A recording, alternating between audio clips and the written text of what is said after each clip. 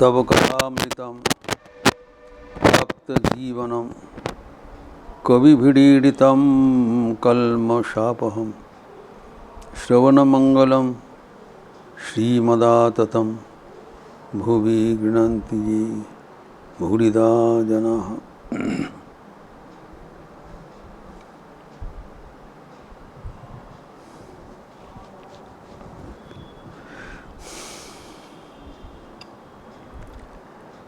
श्री रामकृष्ण के पार्षदों के साथ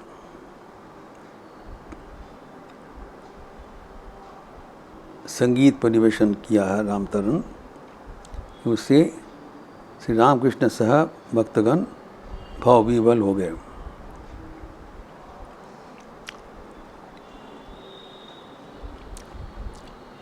उसमें से छोटा नरेन गंभीर ध्यान में मग्न हो गए। श्री रामकृष्ण का भावावस्था हुआ था।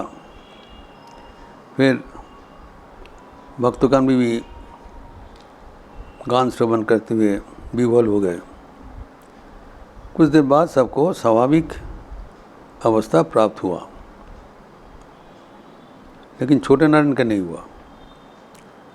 वो अभी तक काष्ठबद्ध बैठे हैं, गंभीर ध्यान मग्न, कोई उसमें कोई साड़ा नहीं है, होश नहीं है, बेहोश जैसा।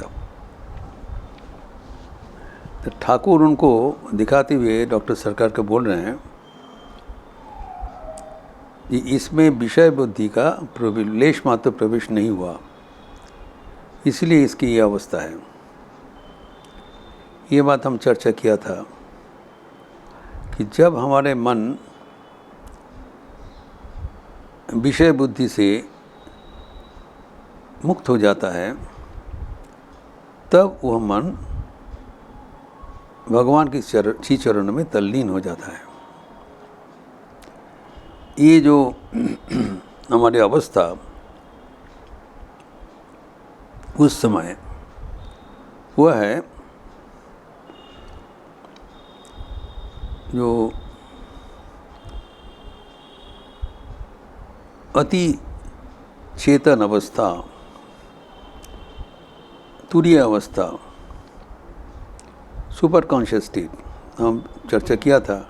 साधारणतः मन का 3 स्तर होता है। माइंड ट्रेवल्स इन 3 लेवल्स: चेतन, अवचेतन एवं अचेतन, कॉन्शियस, सबकॉन्शियस, अनकॉन्शियस, जागृत, सपना, सुषुप्ति, wakeful state, dream state, deep sleep state.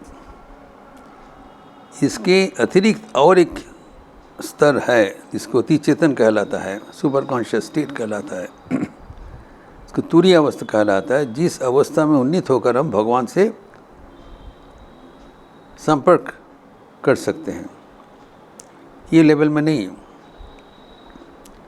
जिसे सपना अवस्था एक दूसरा अवस्था है, वैसे ही अति चेतन अवस्था दूसरा अवस्था है, चौथा अवस्था है। वो अवस्था में अगर उन्नीत हो जाते हैं, तब इस जगत का और कोई संपर्क नहीं। जैसे कि हम जब स्वप्न में चले जाते हैं तब जागृत भूल जाते हैं, वैसे जब जागृत छोड़ के हम अति चेतन अवस्था में चले जाएंगे तब जागृत भी दिखाई नहीं पड़ेगा, भूल हो जाएगा। It's different level. और वो अवस्था में पहुंचने से मन तब हिलता नहीं। अभी हम लोग ये चर्चा किया है कि ईश्वर हमारे अत्यंत नज़दीक है, बहुत करीब है, हमारे हृदय के भीतर विराजमान है, प्रत्येक के भीतर। लेकिन ये खेद का विषय है, जो जीता जागता सक्रिय ईश्वर हमारे इतने करीब रहते हुए भी, हमारे हृदय के भीतर विराजमान होते हुए भी हम उससे विच्छिन्न है, हम उसको जान नहीं पाते हैं। क्यों? हमारा और ईश्वर के बीच में एक व्यवधान है, वो है मन। मन के चंचलता के कारण हम ईश्वर को देख नहीं पाते हैं। एक उदाहरण दिया गया है, ये पानी के नीचे एक महामूल्यवान रत्न है जो कि अपने ज्योति से उद्भासित, लेकिन अगर वो पानी साफ ना रहे एवं स्थिर ना रहे तो पानी के भीतर में जो ज्योति है उसको दिखाई नहीं पड़ेगा। हमारा अवस्था भी ऐसी है। हमारे भीतर आत्मा ज्योति सदा विराजमान है, लेकिन हमारे और आत्मा ज्योति के बीच में जो मन है वो सदैव चंचल है एवं मन साफ नहीं है। मन का दो बीमारियाँ। मन कितना चंचल है ये कुछ व्याख्यान का ज़रूरत नहीं है। थोड़ा बैठ के मन को शांत करने का प्रयास करने से ही पता चलेगा मन कितना चंचल है। Statement of fact. तो मन को भगवान के साथ मिलाने का उपाय क्या है? पतंजलि एक उपाय बताया। पतंजलि योग सूत्र में, ये जो राजयोग जिसको कहलाता है, द्वितीय सूत्र में ही बता दिया। योग चित्तवृत्ति निरोध। जो चित्त का जो चंचलता है, वृत्ति है, उसको निरोध करना, शांत करने का नाम ही योग है। जैसे मन शांत हो जाएगा, चित्त शांत हो जाएगा, फिर ईश्वर प्रतिभात होंगे। उसको दिखाने का ज़रूरत नहीं। जैसे वो पानी जो है, पानी अगर स्थिर हो जाए तो साथ साथ दिखाई पड़ेगा। लेकिन और एक बात है, पानी को ना केवल स्थिर होना चाहिए, पानी को साफ भी होना चाहिए। तो मन का गंदगी क्या है? विषय आसक्ति। हमारा मन में विषय शक्ति है, विषय पाने की इच्छा है, विषय बुद्धि है। विषय बुद्धि के कारण साफ नहीं दिखाई पड़ेगा। अभी छोटा नारायण के मन में विषय बुद्धि नहीं है, मन साफ है, मन स्थिर है, तो भगवान का छवि सतही दर्शन हो गया। और बाकी भक्तगण को भी हुआ, मन तो स्थिर हुआ, कुछ समय के लिए भगवान के थोड़ा बहुत सानिध्य मिला, लेकिन वो वापस कैसे आया? फिर विषय बुद्धि उसको खींच के लाया। तो जब हमारा मन हमारा शांत होकर अंतर्निहित जो आत्मा है उससे केंद्रित हो जाता है, तब एक अपूर्व आनंद से मन प्राण भरपूर हो जाता है, वो हिलता नहीं। इसका विवरण ध्यान योग में, भगवद गीता के 6ठ अध्याय ध्यान योग में 19वां श्लोक में दिए भगवान। यथा दीपो निवातस्थो नेंगते सोपमा स्मिता।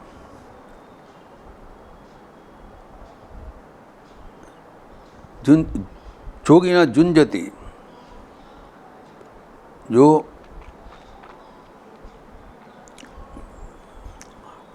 उसका जो उदाहरण है, तो जब आत्मयोग को जुंजति जोगम आत्मनः, जब एक दिया एक जगह में जल रहा है जिसमें कोई हवा नहीं है, निबात, विदाउट एनी विंड, जब वहाँ पर क्या होगा? वो कंपहीन होगा, विदाउट फ्लिकरिंग, वो दिया जलते रहेंगे। जब हवा चलेगा तब दिया इधर उधर होते रहेंगे। तो मन भी वो विषय के जो हवा है इधर उधर करते रहते हैं। जहाँ पर विषय नहीं है तो मन को हिलाने का कुछ नहीं है, मन स्थिर रहेगा। जथा दीपो निबातस्तो नेंगते न इंगते, हिलता नहीं। एक उपमा दिया है।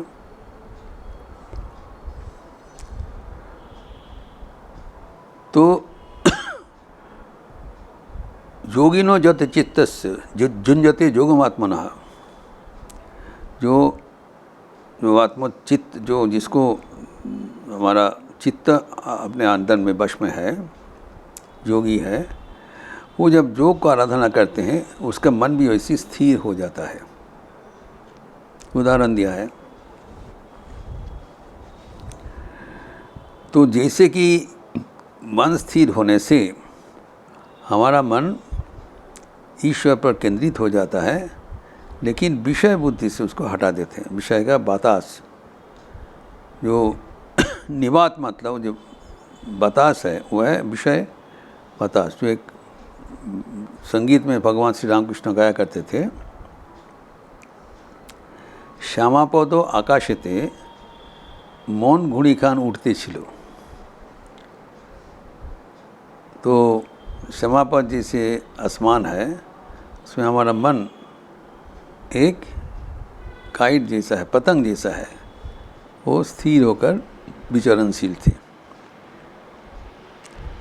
तो आसमान में जैसे पतंग अपने ओर से भासते हैं, चलते हैं, तो इसी की हमारा श्यामापद भगवान काली के चरणों में हमारा मन आनंद में विचरणशील था। लेकिन अभी से नहीं है, गिर गया। कहाँ से? कोलूशेर को बाताश पे गोपता के पड़े गलो। अच्छा कर से वो उड़ रहे थे, लेकिन एक ज़्यादा दम का हवा आया, क्योंकि कलुष का बात आ जाता है विषय बुद्धि। विषय बुद्धि हमें भगवत चरण से हमें हिला देते हैं। ये जब तक विषय बुद्धि हमारी यहाँ से नहीं जाएगा, तब तक हम भगवान के चरण में मन स्थापन करने में असमर्थ हो जाएंगे। यही है बात। तो जब मन शांत होगा एवं साफ होगा, जिससे पानी स्वच्छ होगा एवं स्थिर होगा, तो पानी के भीतर रहने वाला जो ज्योति है वो सतह दिखाई पड़ेगा। वैसे ही हमारे भीतर जो ईश्वर की उपस्थिति है, ईश्वर ज्योति है, वो अभी दबा हुआ है मन का चंचलता के कारण एवं मन का कामना वासना के कारण।